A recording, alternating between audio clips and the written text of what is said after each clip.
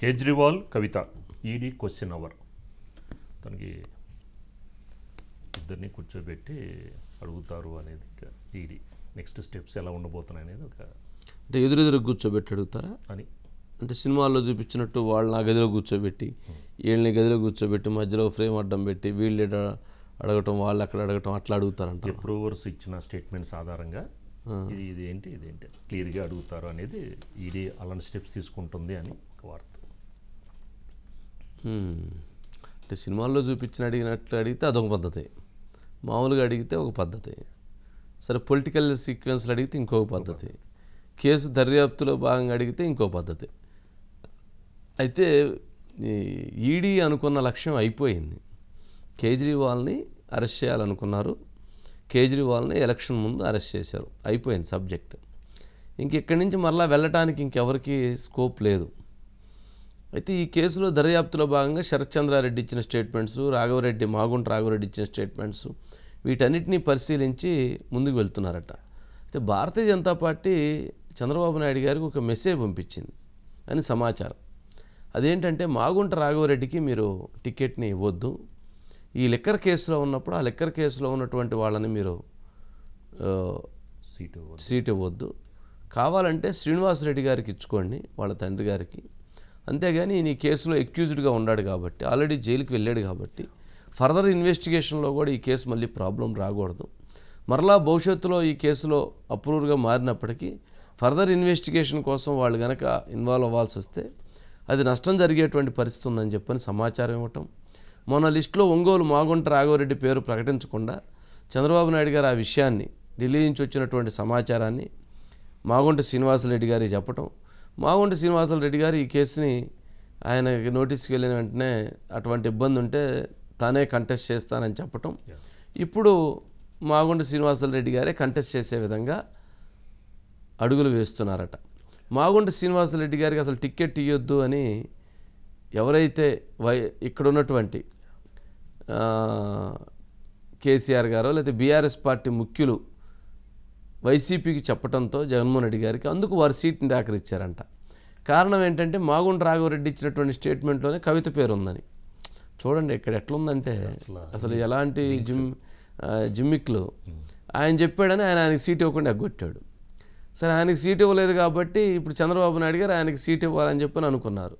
చంద్రబాబు నాయుడు గారు మాగుంట శ్రీనివాసరెడ్డి గారికి లేదా రాఘవరెడ్డికి సీటు విషయంలో కూడా బీఆర్ఎస్ కొంత కోపం ఉందట. వాళ్ళు మా పేరు చెబితే వాళ్ళకి ఎందుకు సీట్ ఇస్తారని చెప్పని. నేను పాపం ఆయన అరెస్ట్ అయితే ఆనందంగా ఉన్నాము, ఎంజాయ్ చేసాము అని చెప్పని ట్వీట్లు చేసి, ఆయన అరెస్ట్ అయితే ఈయన ఎక్కడెట్ట చేస్తారని చెప్పి చంద్రబాబు నాయుడు గారు అరెస్ట్ చేయలేకపోతే సంబరాలు చేసుకున్నటువంటి వ్యక్తులు ఆయన రాజకీయంగా ఒంగోలు ఒక ఎంపీ సీటు విషయంలో ఇయటానికి ముందుకు వస్తే దానికి అంత ఇబ్బంది పడినటువంటి పరిస్థితులు ఉన్నాయంటున్నారు. మరి ఇవన్నీ చూడాలి, రాజకీయంగా దీని వెనక ఏం జరుగుతుందో తెలియదు కదా. బట్ రాఘవరెడ్డిని అయితే వద్దనే సూచన బీజేపీ అధినాయకత్వం చేయడంతో ఇప్పుడు శ్రీనివాసరెడ్డి గారే కంటెస్ట్ చేస్తారంటున్నారు. సురేష్ గారు అన్నట్లు.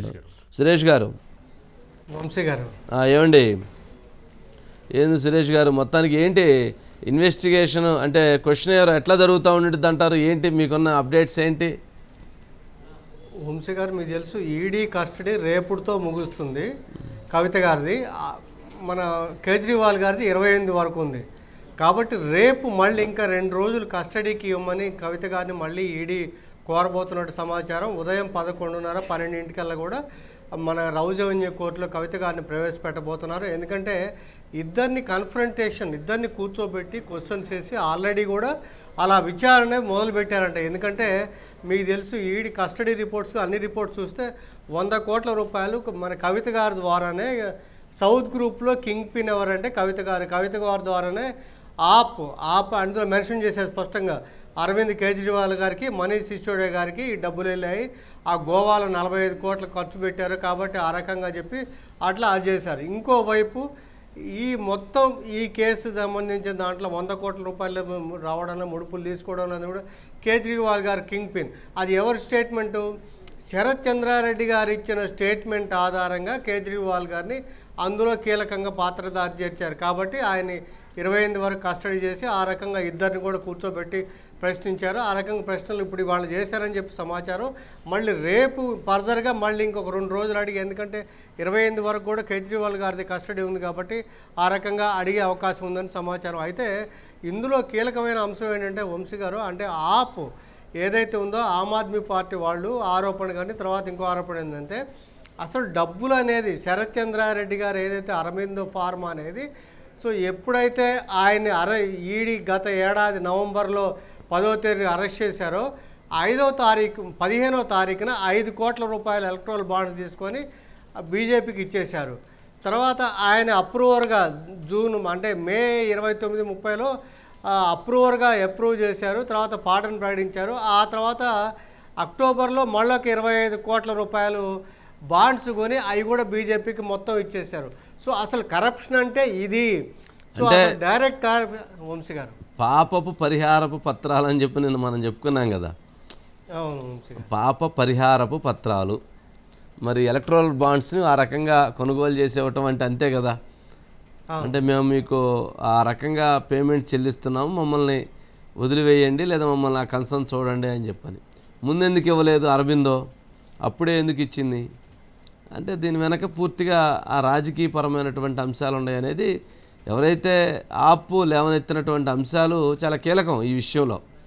మరి అలాంటి తప్పు మరి బీజేపీ కూడా చేసినట్టే. పాప పరిహార పత్రాలు కొనుగోలు చేశారు అని అంటే, ఎలక్ట్రల్ బాండ్స్ కొని వాళ్ళకి డబ్బులు చెల్లించారు అని అంటే తప్పు చేసినట్టే. లిక్కర్ స్కామ్ కేసులో సంపాదించినటువంటి డబ్బులని వాళ్ళు సంపాదించడానికి ఆప్ను ఉపయోగించుకున్నారు. సంపాదించిన తర్వాత కేసుల నుంచి తప్పుకోవడానికి బీజేపీకి డబ్బులు చెల్లించినట్లే కదా. మరి ప్రజల సొమ్మే కదా అది, మరి అది కూడా ప్రశ్నే అవుతుంది కదా. అంతేనా సురేష్ గారు? అంతే. మనకి అతిషి గారు అంటే ఆమ్ ఆద్మీ పార్టీ మినిస్టర్ గారు చెప్పింది ఒక్కటే అంశం వంశీ గారు, ఎవరైతే శరత్ చంద్రారెడ్డి గారు అప్రూవ్ ఉన్నారో ఆయన ఆధారంగా మా కేజ్రీవాల్ గారిని అరెస్ట్ చేశారు, దానికి ఇప్పుడు జైలు పంపించారు, బాగానే ఉంది. కానీ ఇక్కడ 55 కోట్ల రూపాయలు అంటే అరెస్ట్ అయిన తర్వాత మళ్ళీ రిలీజ్ అప్పుడు మొత్తం 55 కోట్లు అంట. 55 కోట్ల రూపాయలు డైరెక్ట్గా ఎలక్ట్రల్ బాండ్స్ ఇచ్చారు. కాబట్టి జేపీ నడ్డా గారు అసలు దోషి, కాబట్టి జేపీ నడ్డా గారి మీద కేసు పెట్టాలి అక్కడ డిమాండ్ చేశారు. అయితే బీజేపీ వాళ్ళు ఏంటంటే అసలు ఇందులో తప్పు చేశారు కాబట్టి ఇన్వాల్వ్మెంట్, కాబట్టి అసలు రాష్ట్రపతి పాలన విధించాలంటే ఆయన రాజీనామా చేయలేదు కాబట్టి స్టిల్ కస్టడీలో ఆయన సీఎంగా ఉండి ఒక ఆర్డర్ కూడా జారీ చేశాడు వంశీ గారు. ఏంటంటే నీటి సమస్య అదొక వివాదం అవుతుంది, ఆ విషయం ఎలా ఉన్నప్పటికీ కూడా. అయితే ఇప్పుడు ప్రధానమైన అంశం ఏంటంటే ఆ డబ్బులు మాకు వెళ్ళడంలో ఆ రకంగా దోషిగా బీజేపీ కాబట్టి తీసుకోమని చెప్పి రేపు మనకి ఈ ఇండియా బ్లాక్ కూటమి మొత్తం కూడా ఆందోళన వ్యక్తం చేయబోతున్నారు. ఎందుకంటే ప్రధాన ఎనిమిగా బీజేపీ మన కేజ్రీవాల్ గారు చూస్తే ఆ రకంగా ర్యాలీ చేస్తున్నట్లున్నారు. ఓకే, అట్లాగే